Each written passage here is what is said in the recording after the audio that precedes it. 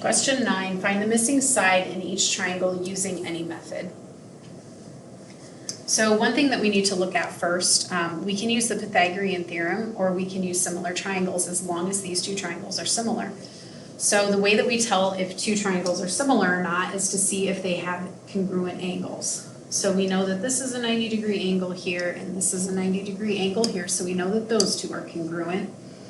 We also have this angle marked as congruent to this angle.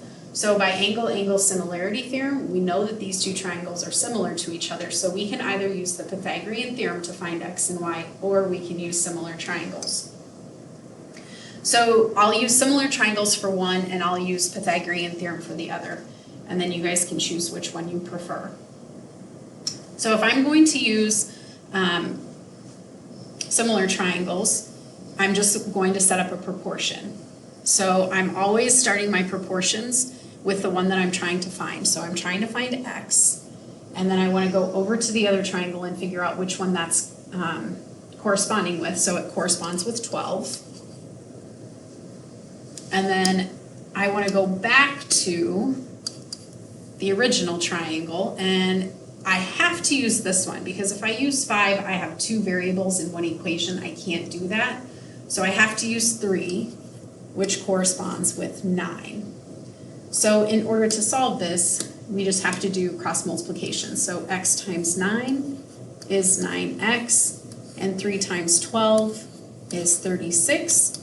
We set those equal, bring that equal sign down, divide both sides by 9, and x is equal to 4.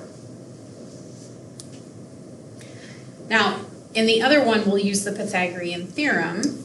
So when we use the Pythagorean theorem, remember that we have A and B as the legs and C as the hypotenuse. And it doesn't matter where we put A and B on the legs as long as C is the hypotenuse. So Pythagorean theorem is A squared plus B squared is equal to C squared.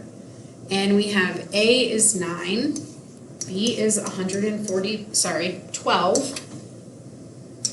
Jumping ahead of myself.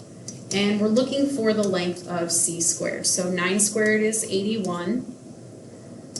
12 squared is 144, which is where I was going with that last time. And then we have C squared, which is our hypotenuse squared. So 81 plus 144 is 225.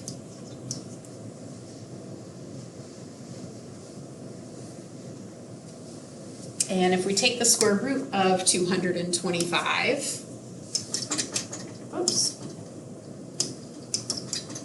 we get 15.